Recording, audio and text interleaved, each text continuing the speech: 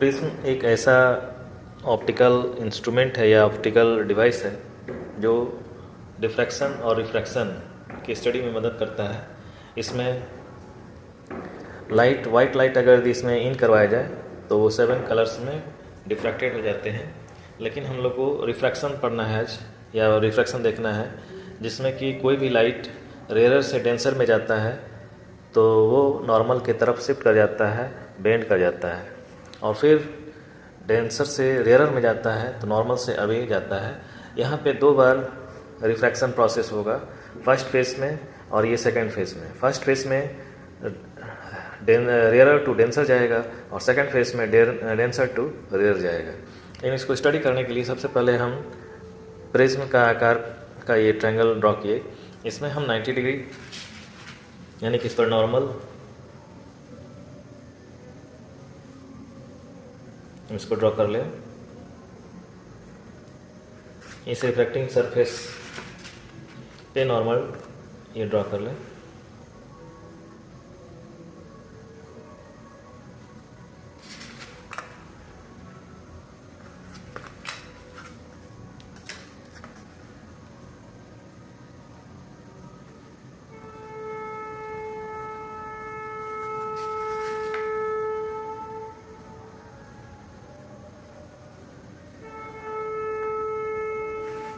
इस पर normal draw कर लिए और इससे हम एंगल ऑफ इंसिडेंट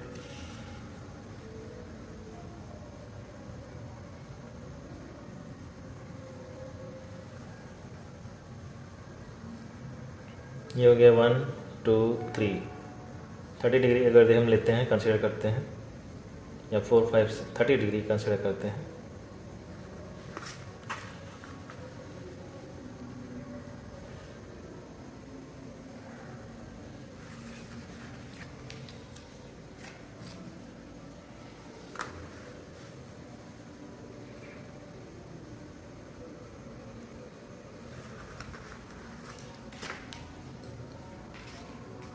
और उस पर एक पिन लगा दिया जाए।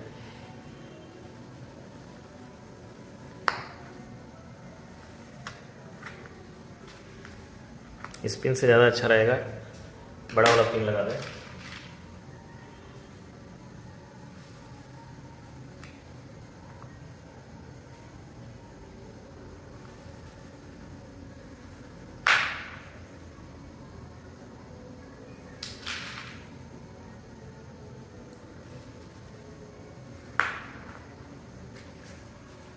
इसको प्रिज्म के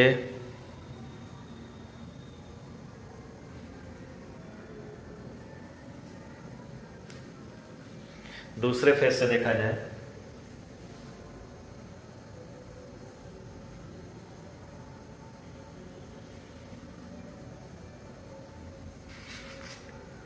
तो आपको कुछ इस तरह से देखने को मिलेगा।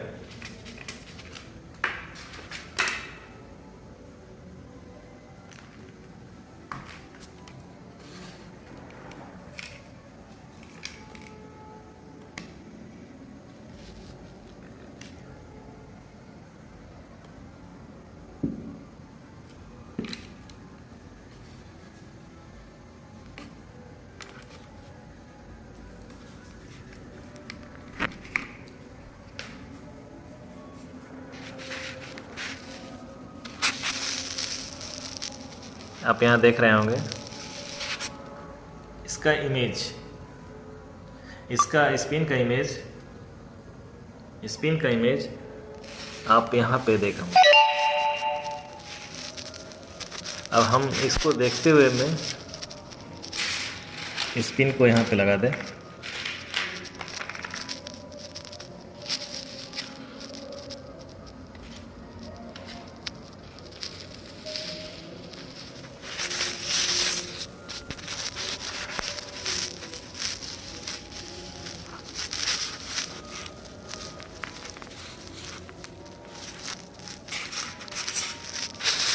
एक सीध में होना चाहिए, जो हम पिन अभी लगाए हैं वो, और ये एक सीध में होना चाहिए।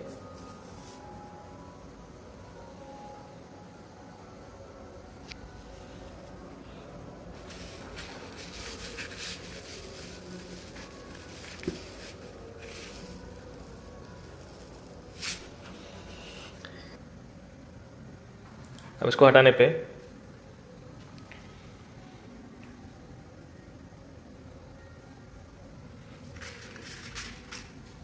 इस तरह से एंगल ऑफ रिफ्रैक्शन मिलेगा, लेकिन इसको अगर यदि हम ड्रॉ करने की कोशिश करें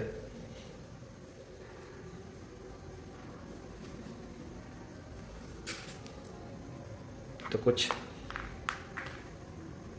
यहाँ से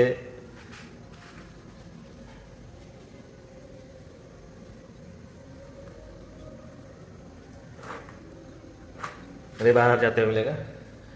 ये हो गया एंगल ऑफ ये हो गया इंसिडेंट रे और ये इमरजेंट रे हो गया। एंगल ऑफ इमरजेंस हम लोग निकालना चाह रहे हैं, तो सबसे पहला काम करना होगा इस पॉइंट पे 90 डिग्री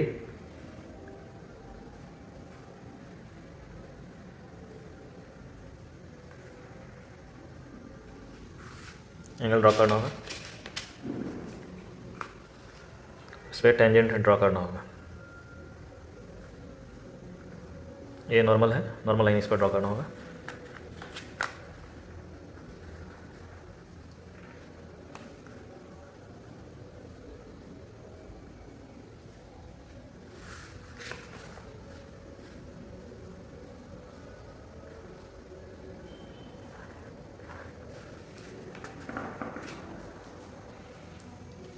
ये 90 डिग्री है, ये 90 डिग्री है। अब इसको एक्सटेंड कर दें। यदि ये रिफ्रैक्टिव, इसको हटा दे सकते हैं आप, यदि हम इसको हटा दें और इसको हम एक्सटेंड करें तो यदि ये रिफ्रैक्शन नहीं होता यहाँ पे तो ये सीधे इस तरह से रे बाहर आता है। और चूँकि ये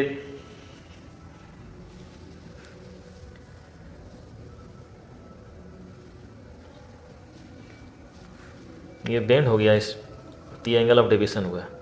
चूँकि ये लाइन बेंड हो गया तो ये एंगल ऑफ डेविएशन हुआ।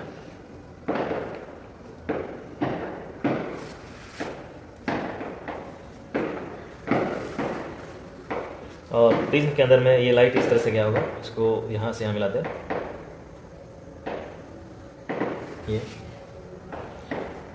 ये इस तरह से इंसिडेंट हो गई, एंगल ऑफ इंसिडेंट। ये हो गया angle of refraction first.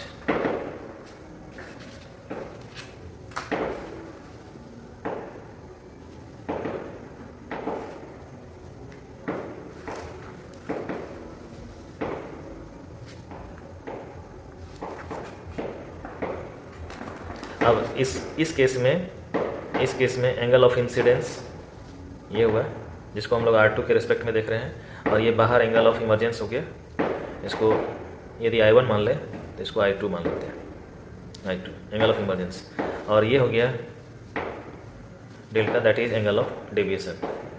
Angle of deviation ये हुआ और ये हो गया। अब एंगल ऑफ डेविएशन कितना है उसको हम लोग कैलकुलेट कर सकते हैं। ये एंगल कितना डेविएट किया है इसको हम लोग मेजर कर सकते हैं। ये एंगल ऑफ इमरजेंस क्या है उसको भी हम लोग देख सकते हैं। इसके मदद से हम देख सकते हैं कितना एंगल ऑफ इमरजेंस क्या है।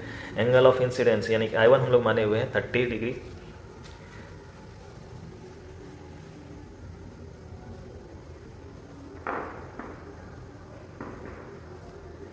देखें यहाँ पे, तो यहाँ से 10 डिग्री ये हो गया 10, 1 यहाँ से काउंट करते हैं 1 2 3 4 5 6 65 डिग्री हो गया, क्योंकि इसके बाद यहाँ पे 25 डिग्री आ रहा है, ये 25 डिग्री आ रहा है। तो 65 और 25 90 डिग्री हो गई, तो ये हो गया 65 डिग्री। और ये I1 हो गया, ये हो गया 30 डिग्री। अब ये एंगल ऑफ डेविएशन क्या है? एंगल ऑफ डेविएशन ये हुआ।